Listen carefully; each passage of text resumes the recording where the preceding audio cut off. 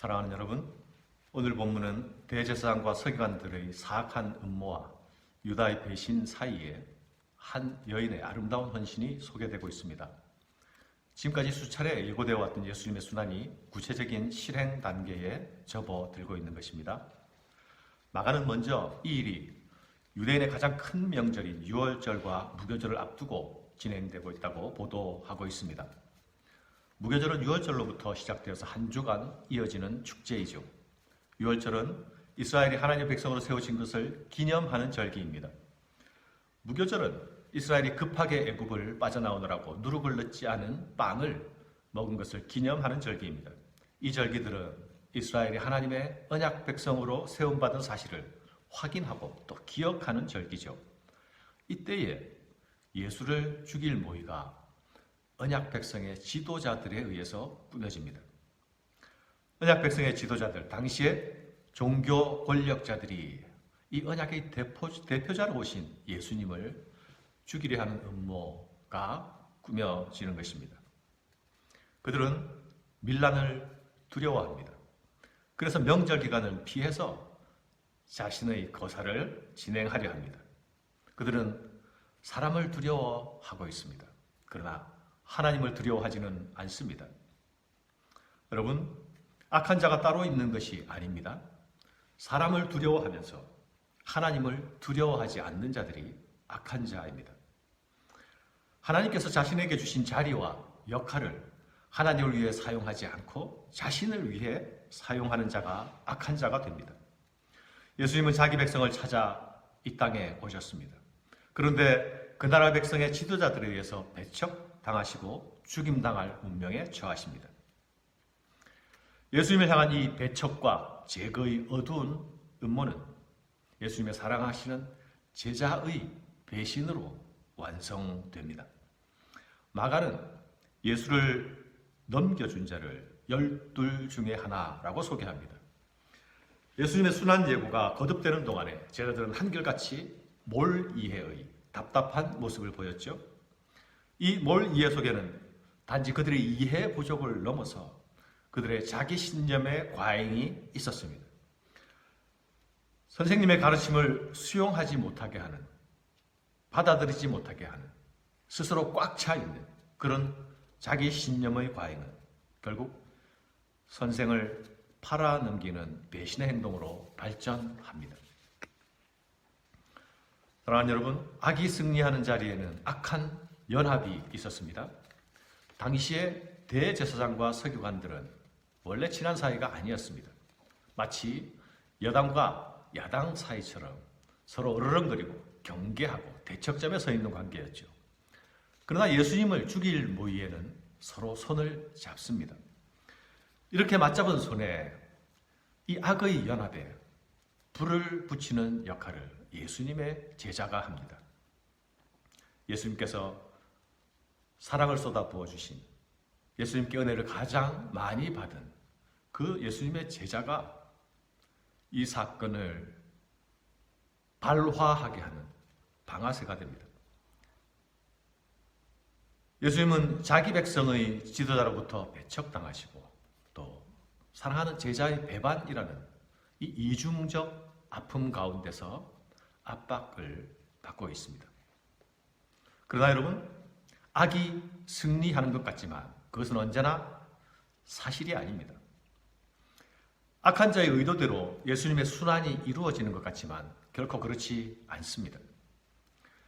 악한 자들은 사람의 눈을 피해 명절을 피해서 일을 꾸미려 했지요. 그러나 하나님의 뜻은 이 일을 명절 가운데서 사람들이 보는 앞에서 진행되게 하십니다. 십자가 사건이 감추어지지 않고 드러나게 하려 하시는 것입니다. 유다의 배신은 악한 자들에게 기쁨을 주었습니다. 그들은 자신이 찾던 답을 쉽게 얻는 듯 보였습니다. 그러나 이 모든 배척과 배신을 넘어서 하나님께서는 자신의 뜻을 묵묵히 이루어 가십니다. 십자가의 순환은 악의 승리가 아니라 하나님의 승리요 그리스도의 승리입니다. 이런 어두운 배경 가운데 아름다운 꽃이 한 송이 피어나고 있습니다. 이 꽃은 사랑의 꽃이고 헌신의 꽃입니다. 이 꽃은 사방을 아름다운 향기로 진동하게 합니다. 그 향기는 그녀가 깨트린 옥합에서 나는 나드 향기가 아닙니다. 물론 그 향기는 온 집안을 가득 뒤덮었을 것입니다. 그러나 이 향기는 주님께 가장 귀한 것을 쏟아부어 드리는 사랑의, 헌신의 향기입니다.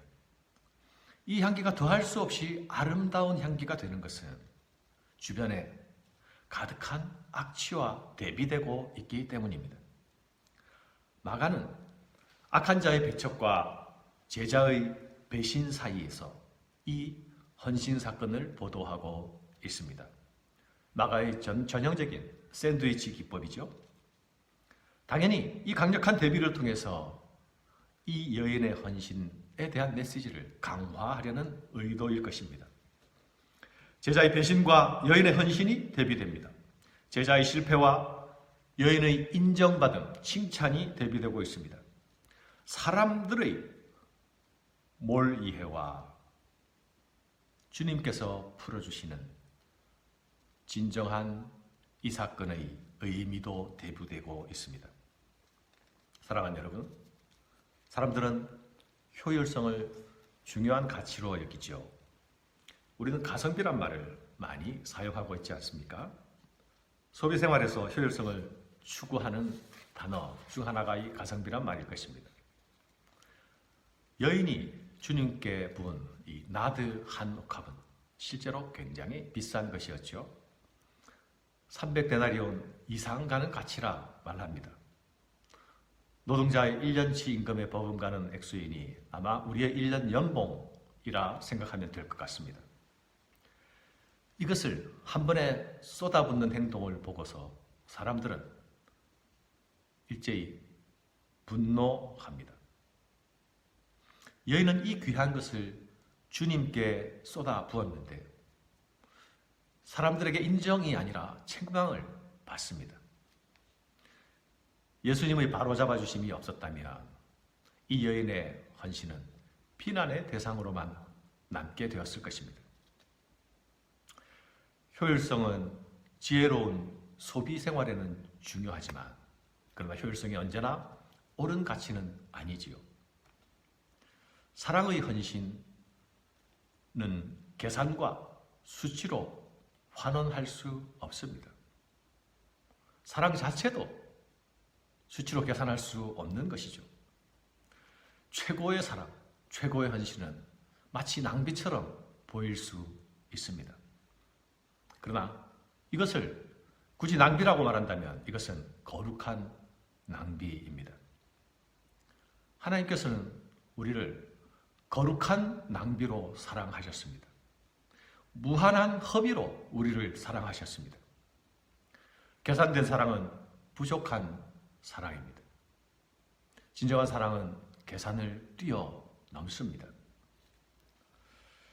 사람들은 가난한 자를 들먹이면서 여인의 헌신을 깎아내렸습니다. 그러나 예수님은 항상 있는 자와 떠나는 자를 말씀하시죠. 사람들은 항상 있는 자에 관심을 두었지만 예수님은 내 장래에 대하여 말씀하십니다. 향유를 드린 여인은 사람들이 보지 못하고 있는 것을 지금 보고 있습니다. 여인은 예수님이 말씀하시던 그 예수님의 순환을 눈앞에 두고서 자신이 할 수 있는 최선의 것을 드렸습니다. 여인이 깨뜨린 이 옥합은 순환의 길을 가시는 그리스도에 대한 사랑의 고백이며 신앙의 고백입니다. 이 여인의 거룩한 낭비는 자기 앞에 계신 예수님을 향한 최고의 예배입니다. 이 사랑의 헌신은 결코 계산되지 않았습니다. 단지 최고의 것, 최선의 것을 드렸습니다. 십자가를 눈앞에 두고 계신 이 예수님의 마음에 이 여인의 사랑의 고백은 진정한 위로가 되었을 것입니다. 예수님은 살아서 이 여인이 드리는 장례를 기쁘게 받으십니다. 내가 진실로 너에게 이르노니 온 천하에 어디서든지 복음이 전파되는 곳에는 이 여자가 행한 일도 말하여 그를 기억하리라 하시니라. 사랑하는 여러분, 오늘 우리 삶의 자리에 주님을 향한 최선의 사랑, 최고의 헌신이 주를 향한 우리의 사랑의 고백으로, 우리의 예배로 나타날 수 있기를 바랍니다. 사람들은 알지 못할지라도, 인정해주지 않을지라도 오직 주님이 기뻐하시고 인정하시는 거룩한 낭비가 주님을 향해 드려지는 사랑의 고백으로 나타나기를 바랍니다. 주변의 악취에 상관하지 않고 오직 나의 향기를 주님께 부어드리는 그 은혜가 여러분에게 있기를 바랍니다. 감사합니다.